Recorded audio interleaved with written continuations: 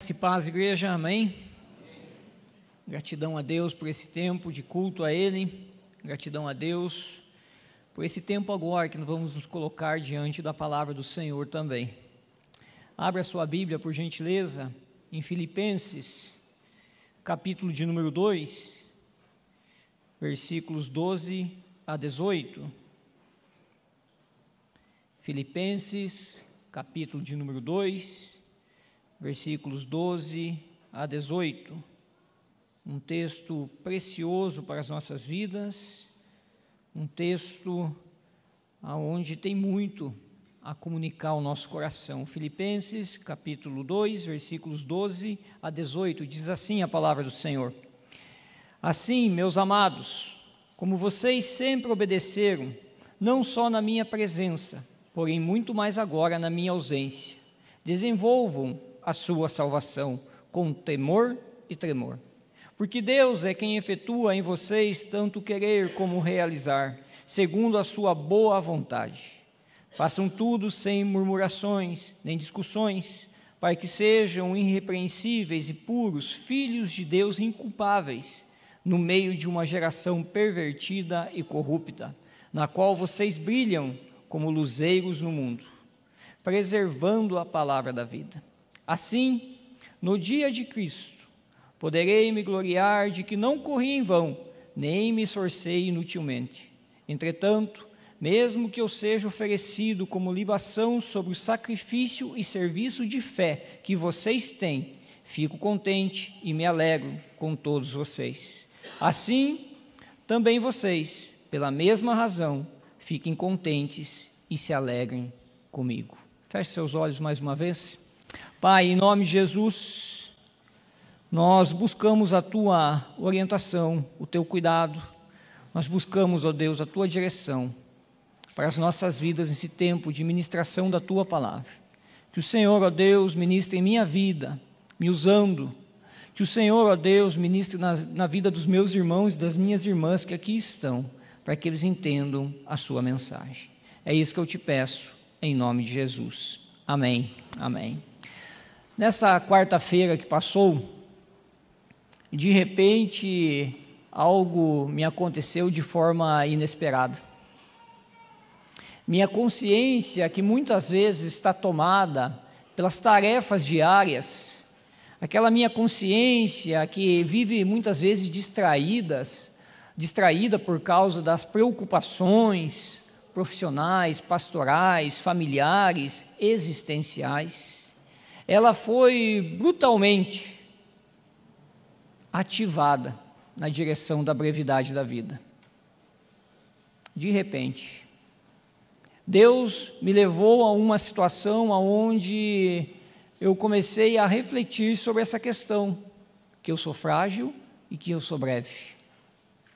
Eu estava no hospital regional ali em Ponta Grossa, quando de repente na recepção, enquanto eu aguardava a minha esposa descer do quarto, porque ela estava acompanhando a minha sogra, ainda está internada, mas de repente quando eu estava naquele local, aos prantos, uma mãe chorava porque havia recebido a notícia de que sua filha de 2 anos tinha falecido. E eu, surpreendido por aquela situação, comecei a refletir rapidamente, e Deus me levou nessa direção de que realmente a vida ela é breve, ela é veloz, e que eu não tenho controle nenhum sobre ela, nenhum. Posso até pensar em alguns momentos que tenho, mas eu não tenho. E ali naquele local, então, eu presenciei aquela cena, aquele desespero dessa mãe, e aquele cenário me trouxe essa sensação de alguém muito frágil, de alguém muito breve. E quando eu olhava para esse texto e meditava nele, me veio à mente então uma frase de um pastor do século XVII, de um teólogo chamado Richard Baxter, que diz o seguinte: eu prego como se jamais fosse pregar novamente. Prego como moribundo a homens e mulheres moribundos. Esse autor, quando ele escreve essa frase, ele tem a consciência da brevidade da vida, e ele não só da brevidade da vida, mas da brevidade também do ministério pastoral. Porque ele entendia que aquele próximo domingo, o qual ele se colocaria diante do Senhor, perante a igreja, poderia ser o último sermão dele. E quando eu refletia sobre isso, Deus então trouxe à minha memória, ao meu coração também, que domingo a domingo pode ser o meu último sermão. Só que também a frase diz o seguinte, que ele prega como moribundo a homens e mulheres moribundos, que o seu auditório também é breve, não só ele, e que ele tinha consciência também que no próximo domingo ele poderia já não encontrar alguém ali que esteve no domingo anterior. Você já refletiu sobre isso? Já pensou nessa verdade? Que o amanhã não é uma promessa, que o amanhã é apenas uma expectativa de vida? Que o amanhã não nos pertence, mas pertence ao Senhor, a nossa vida? E que por mais que eu e você andemos distraídos diante de tantas demandas, eu e você não temos controle sobre isso? Irmãos, é exatamente isso que acontece no coração e na mente do apóstolo Paulo a escrever essa carta à igreja de Filipos. Ele está preso em Roma. Ele está vivenciando a incerteza do próximo dia. Ele está aguardando o julgamento. E ele poderia então ali, naquela cela, após o julgamento, a sua vida então ser ceifada. E quando ele escreve então à igreja de Filipos, ele está escrevendo com essa consciência de que ele é breve, de que ele é frágil. Nós sabemos que não foi nesse momento que aconteceu o fim da vida do apóstolo Paulo. Mas quando ele escreve, ele tem a plena consciência de que a vida pertence ao Senhor. Mas ele precisava deixar um recado à igreja de Filipos, aos irmãos da igreja de Filipos. Portanto, a consciência do apóstolo Paulo, ela está carregada dessa potencialidade de que, de fato, essa carta poderia ser a última que ele estava escrevendo. Assim, diante dessa consciência urgente, o apóstolo Paulo exorta a igreja de Filipos. Por mais que nós entendamos e olhando para todo o contexto da carta, nós sabemos e reconhecemos que essa carta é uma carta de alegria, de gratidão do apóstolo Paulo para com a igreja de Filipos. Todavia, ele também escreve exortando os irmãos em vários sentidos. Unidade, unidade e unidade, e ele vai falando sobre outros temas também. Por isso, hoje, o tema da minha mensagem, e eu prometo que não vou demorar, e nem vai ter apelo no final, presbítero Paulo, né? O tema da minha mensagem é conselhos para uma vida breve. Conselhos para uma vida breve. E o versículo de número 12 diz assim: assim, meus amados, como vocês sempre obedeceram, não só na minha presença, porém muito mais agora, na minha ausência, desenvolvam a sua salvação. E o primeiro conselho do apóstolo Paulo é que mesmo na ausência dele, e não só na presença dele, é que a igreja desenvolva a salvação. O que o apóstolo Paulo está dizendo aqui é: vivam o evangelho independentemente de mim. Vivam o evangelho que não é dependente de mim. Porque o cuidado, o amor, a alegria que o apóstolo Paulo tinha para com essa igreja não poderia ser o alvo agora da vivência da fé cristã. Então o apóstolo Paulo diz à igreja: sim, meus amados, eu reconheço que vocês têm obedecido a Cristo. Sim, meus amados, eu reconheço que vocês entenderam o que está escrito no versículo 5 ao versículo de número 11, que Cristo se esvaziou e que vocês então foram transformados por Deus.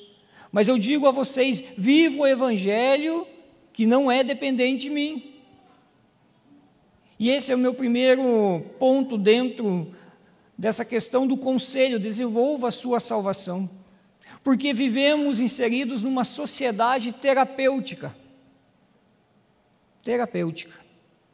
E infelizmente, a vocação pastoral passou muitas vezes a ser visto por alguns como simplesmente um guru, um sábio, que é procurado quando nada dá certo,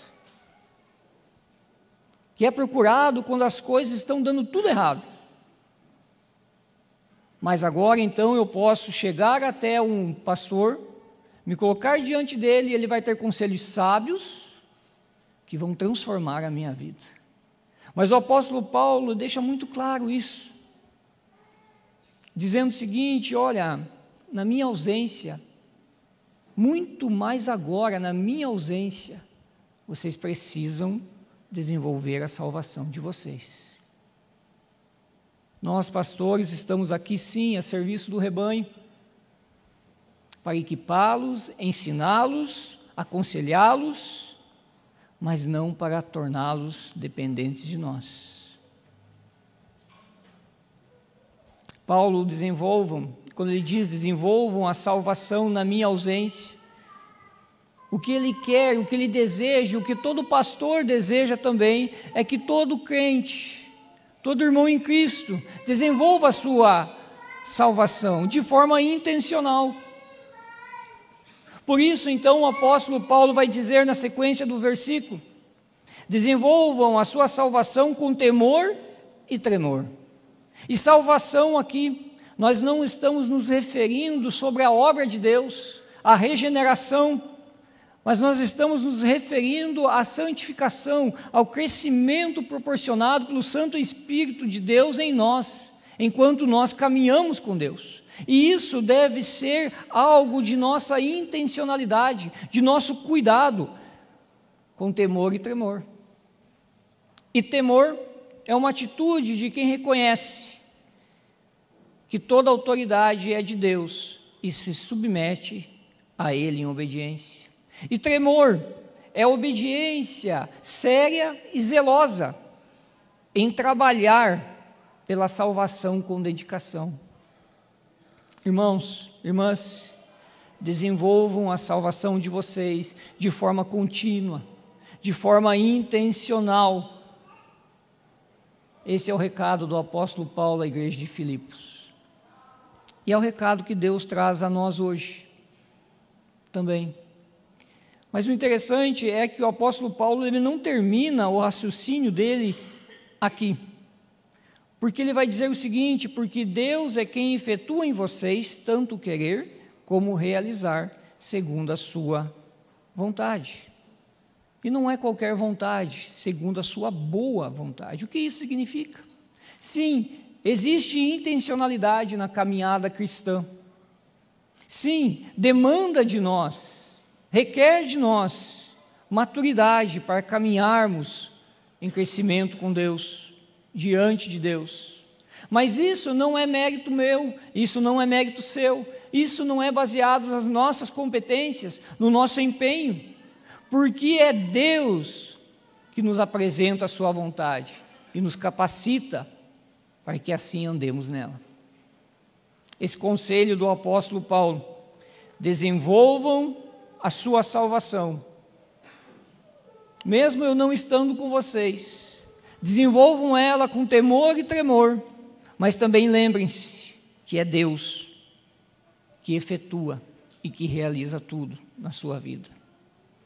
Deus apresenta a sua vontade a nós, transforma o nosso coração, para que a nossa vontade agora seja a vontade do Senhor, e assim nós possamos viver para Ele.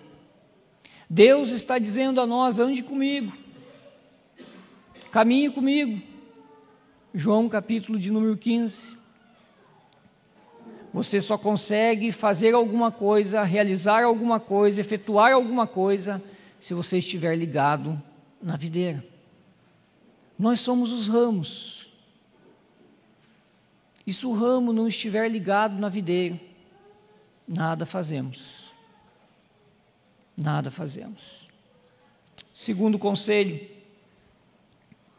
versículo 14 em diante: façam tudo sem murmurações nem discussões, para que sejam irrepreensíveis e puros filhos de Deus, inculpáveis no meio de uma geração pervertida e corrupta, na qual vocês brilham como luzeiros no mundo. Segundo conselho para uma vida breve: brilhem como luzeiros no mundo. Brilhem. Paulo está dizendo: deixe as murmurações, deixe de lado as discussões, porque isso são práticas de alguém que não está gerindo, cuidando da salvação diante de Deus, de forma intencional. Essas práticas estão presentes no meio de vocês. O apóstolo Paulo está dizendo à igreja: todavia, lembrem-se, deixe elas de lado, porque isso não é compatível com a vida do crente. Aliás, para os murmuradores e contenciosos, o problema sempre é o outro, nunca é ele mesmo. E isso já é algo muito mais antigo do que eu e você possamos pensar, ou até mesmo mensurar, porque isso acontece já na queda. Quando Deus, ao visitar o jardim, não encontra o homem e a mulher, eles se escondem. Então Deus pergunta: onde vocês estão? E Adão diz: eu me escondi. Mas eu me escondi, Senhor, porque infelizmente a mulher que o Senhor me deu gerou um grande problema. Mas Eva, isso é verdade? Senhor, foi a serpente. No final de tudo, ainda o homem e a mulher culparam Deus. E essa é uma realidade muito próxima da vida de muitos. O problema é o passado, o problema são os pais, o problema são os filhos, o problema é o pastor, o problema é a igreja, o problema é o mundo. Essa é uma prática que não deve estar no nosso coração. E o murmurador ainda, ele não guarda para si, mas ele ainda passa para frente, gerando discussões, gerando conflitos. E o apóstolo Paulo diz assim: olha, brilhem como luzeiros no mundo, deixem das murmurações, deixem das discussões, porque sim, vocês devem se apresentar diante de Deus de uma forma irrepreensível e puros, de uma forma inculpável, mas principalmente se apresentar dessa forma na presença de uma geração pervertida e corrupta. E essas duas palavras, pervertida e corrupta, elas estão ligadas àquilo que está deformado, aquilo que é torto. O radical da palavra corrupção, ela vem do radical da palavra escoliose, de algo que está torto. E essa é uma realidade, nós vivemos numa cultura deformada. diante de pessoas que se prostraram ao jeito desse mundo. Nós estamos vivenciando uma cultura que está impondo a nós, a todo momento, os seus padrões. Mas a grande questão é que o apóstolo Paulo fala à igreja, e Deus fala a nós hoje. Vivam, sejam irrepreensíveis e puros, diante dessa sociedade. A comunidade dos discípulos é uma comunidade contracultural. Uma comunidade que não se aproxima dos valores do mundo, mas é uma comunidade que zela, que cultiva os valores bíblicos. O que o apóstolo Paulo está nos dizendo hoje: olhe ao redor, olhe toda a maldade, olhe toda a injustiça, olhe todo o preconceito, olhe toda a violência doméstica, olhe a família desestruturada, olhe para a corrupção governamental, olhe os assassinatos em série, os abortos. Olhe, vocês estão vendo? O mundo está em trevas. Por isso, brilhem como luzeiros no mundo. Brilhem como luzeiros no mundo. Nós somos aqueles que fazem a diferença, nós somos aqueles que trazem luz às trevas. Jovens, o que os seus amigos não precisam é de um amigo descolado que sai com ele na balada. Eles precisam de um jovem que cultiva os princípios e valores de Deus. Casais, o que os seus amigos não cristãos precisam não é de cúmplices. Eles precisam de exemplo, de referência para a família, de um casamento que perdure e que dá certo. Pais, seus filhos não precisam de mais um amigo em casa. Eles precisam de direção e orientação.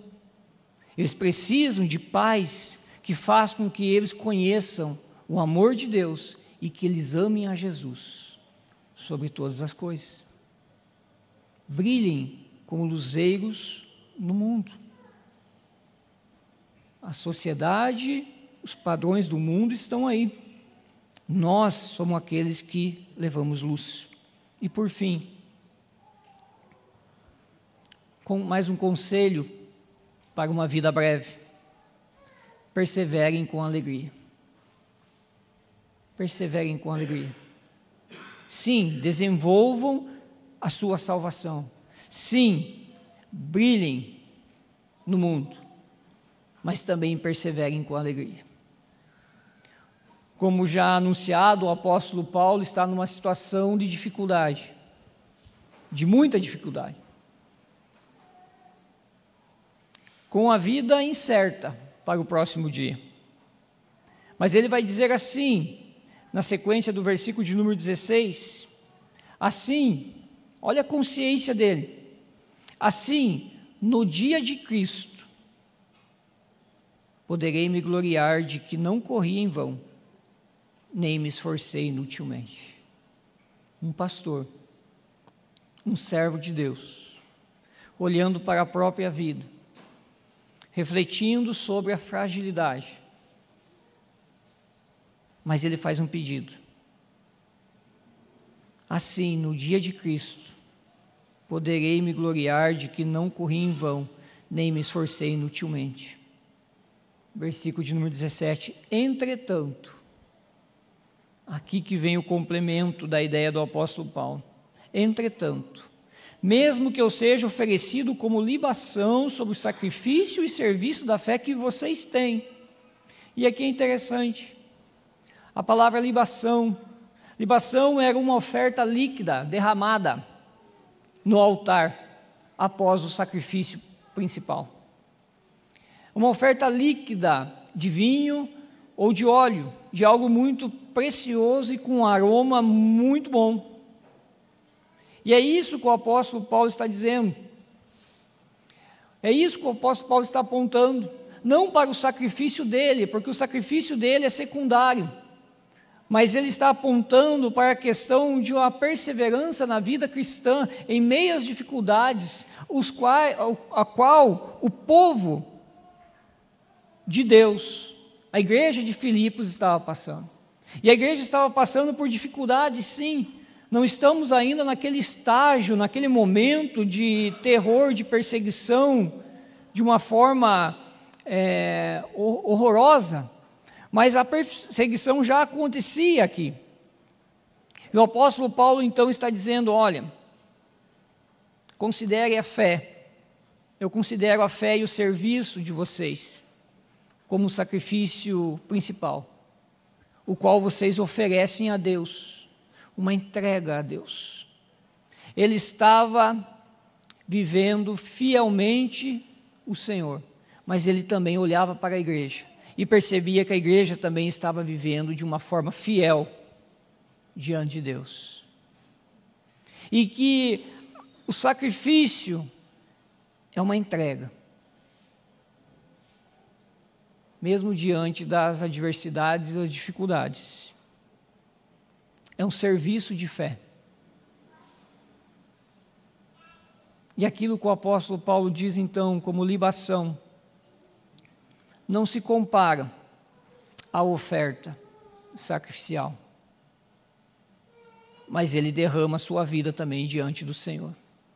A metáfora reflete a postura do apóstolo Paulo, um servo humilde,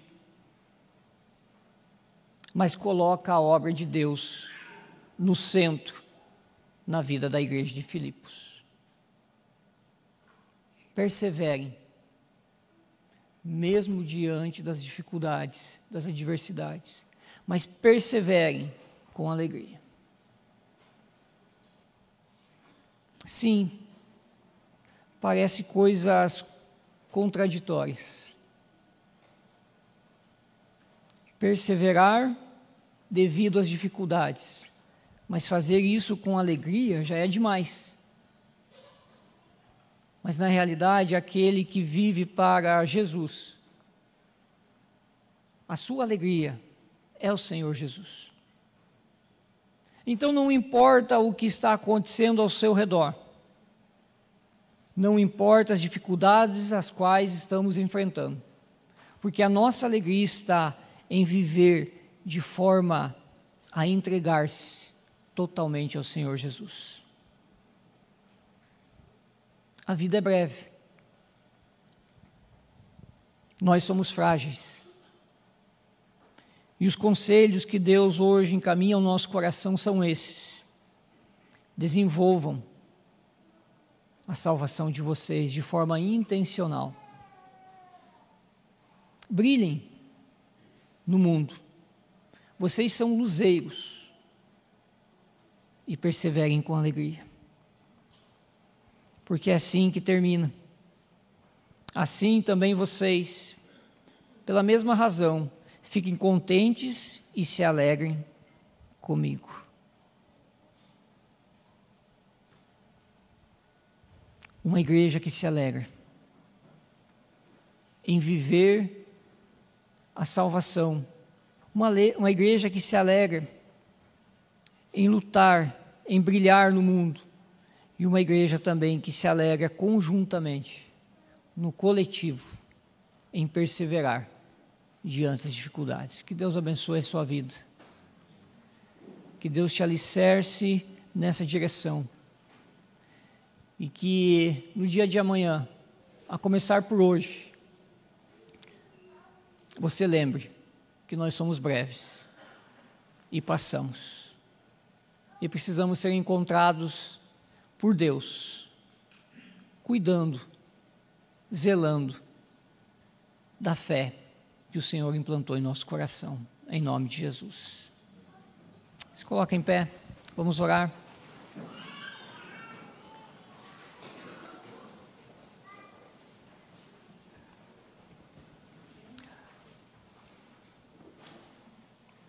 Senhor, nós te agradecemos por esse tempo, por esses conselhos que vêm do alto na direção dos nossos corações. Nós te louvamos, ó Deus, porque o Senhor é aquele que sim, efetua e realiza tudo em nossas vidas. Que o Senhor é aquele, ó Pai, que dirige as nossas vidas. E se nós podemos, ó Pai, olhar para essa palavra e refletir, ó Deus, nessa direção, é porque o Senhor já tem feito muitas coisas no nosso interior. Mas o que pedimos agora é que o Senhor nos alicerce e que nós venhamos, ó Deus, a buscar, a praticar esses conselhos. Conselhos que são do alto, conselhos que fazem bem, conselhos que transformam o nosso viver, conselhos que transformam a vida do outro, conselhos que nos fortalecem para a caminhada cristã. E que assim seja, Senhor. Que o Senhor nos abençoe, que o Senhor cuide de nós, mas que o Senhor nos fortaleça, para que venhamos a desenvolver uma fé viva, uma fé eficaz, uma fé, ó Deus, que seja transformadora, não só em nós, mas também na vida dos outros. Em nome de Jesus. Amém. Recebam a bênção do Senhor. E que a misericórdia de Deus, a graça do Senhor Jesus e a ação poderosa do Santo Espírito de Deus repouse sobre a sua vida, meu irmão e minha irmã, não somente no dia de hoje, mas no dia de amanhã e para todos sempre. Amém. Amém.